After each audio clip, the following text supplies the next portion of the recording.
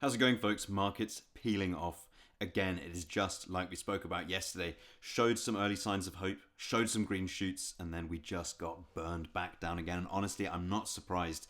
Let me break down exactly what's happening, why we saw this happening, and what we see coming next. First of all, I'm actually going to take you over here and show you that we are still in this short position, a very modest short position, I would say, for me.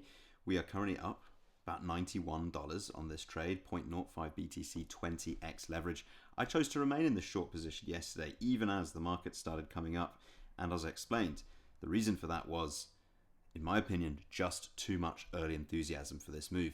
And you can see, sure enough, the proof is in the pudding. The proof is in the numbers. The numbers do not lie.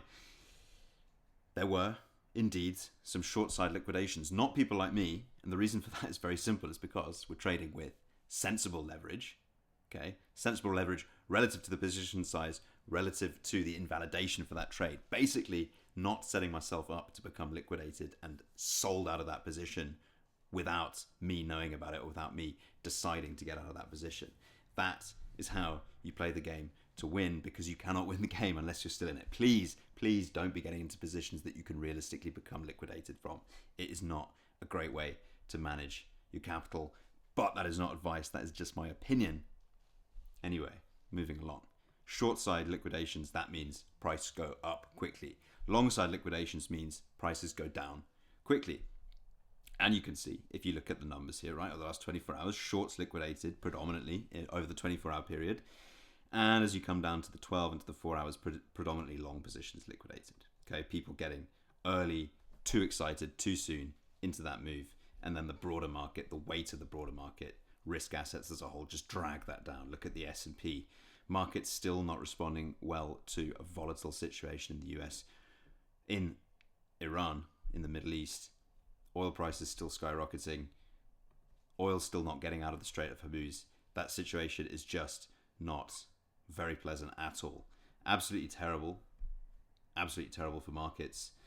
And, I mean, take a look at this. Just on the subject of escalation, right? Marine Expeditionary Unit heading to the Middle East. This is getting closer to a boots on the ground situation, which is obviously a significant step up in terms of escalation. We also had economic data out today. US GDP growth rate drops unexpectedly. Friday the 13th, of course, that is today. Came in at its lowest level since Q1 this year, plus 0.7%, which is exactly half of where we saw the first prints. This brings the average GDP for 2025 down to 2.1% from plus 2.4% in 2024, even with the robust 4.4% Q3 last year. PCE numbers, unsurprising for January, coming in as expected. The problem, of course, that we're facing mostly in a macroeconomic sense is increased oil prices, leading basically to sticky inflation in the US, because of course oil, it's not just the cost of petrol at the pump or gas at the pump if you're in the US, it's the knock-on effect that that has on means of production of all sorts of goods and increased inflation there. Inflation sticking around leads to tighter economic policy, tighter monetary policy, and that leads to basically less liquidity in the markets, less money flowing into the markets, particularly into risk assets, which also don't like the uncertainty of the world events causing these issues, mainly the war in Iran. Not good for markets at all. At first, it looked like, yes, we were holding up to that because the result of the uncertain thing was apparently somewhat better than the unexpected, the unknown going into that. But now markets starting to react. I mean, look at the S&P just peeling off. 6,626 today. You can see the same effect in Bitcoin. Okay, yes, not a huge amount of long liquidations, but yes, it is happening. Yes, I still believe people buying into this are getting too excited too soon. It doesn't mean we can't go up from here for me to hold on to that thesis, right? We could indeed. I mean, look at the sentiment, okay? Up at 30, right? We're up a few points from yesterday. That sentiment seems way too high, suspiciously high, in fact, for me, based on where we are right now. But like I say, that doesn't mean the market can't keep going up from here. If people keep buying, more buyers than sellers, the market will continue to go up. I'm just saying, I think it's going to be too much too soon, and I think more people are going to buy into that just based on what I'm seeing, and those people are going to become bitterly disappointed. That's how I see things going. Could be completely wrong. Just calling it as I see it. Overall, yes, we're getting closer to a point where this can turn around. Overall, we're seeing less leverage jumping in the market. That is one of my indicators for that. It means overall people there's less per capita, less people excited about leverage trading the crypto markets, but there's enough to still have an effect. Right now, very, very, very slightly more longs than shorts on the daily time frame, and in terms of the 30-day time frame, which is what we're more interested in because it buffers out some of those short-term swings, yeah, we're stacked to the downside risk. Okay, look at this $6.74 billion worth of cumulative long-side liquidation risk versus, key thing here is the difference, $2.7 billion worth of short-side liquidation risk at similar price differences up and down. That means the market is mostly leveraged long right now, cumulatively, right? Which, my opinion, and based on the data that I've seen that I pay attention to, puts us more at risk of further price slippages for the reasons that I've just explained, unfortunately. Short doesn't have to be tomorrow, doesn't have to be the next day, but I think it's coming, unfortunately. The other thing, I mean, look at this from a technical perspective, right?